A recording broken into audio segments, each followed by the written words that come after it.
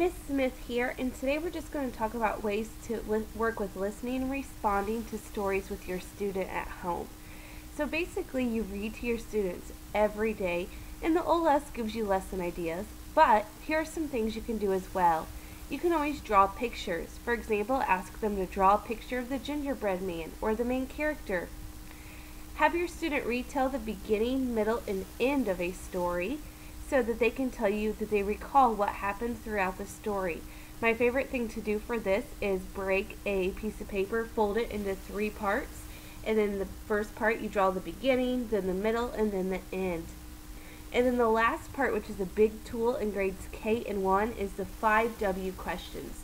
And I like to hold my hand up and use one finger for each, have them respond to orally, then they can draw about it as they become a little bit more advanced throughout the school year, or they can even write simple one-word responses and then eventually sentences to who, what, when, where, and why. So who, of course, would ask about the characters in the story. What is going to ask about what happened. That's where the beginning, middle, and end could come in as well. When will take place, or ask about your setting.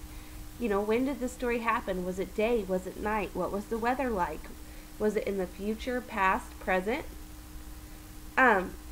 Where, again, you know, inside, outside, at the school, at the house. Where did this take place? And then for the question why, I always use that for author's purpose.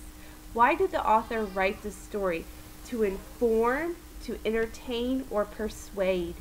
So it might be helpful to introduce one of the 5W questions each week or each story before you start to ask all 5 after a story.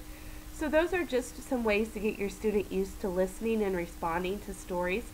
Another great quick way for students to show comprehension is as soon as the story's over, ask them to tell you about it.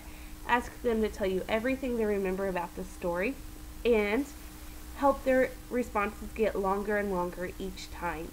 Remember that when we're retelling a story, we're not telling it word for word. We're just summarizing what happened. So hopefully these are just some quick tips to help you at home. And if you have any questions, feel free to let me know.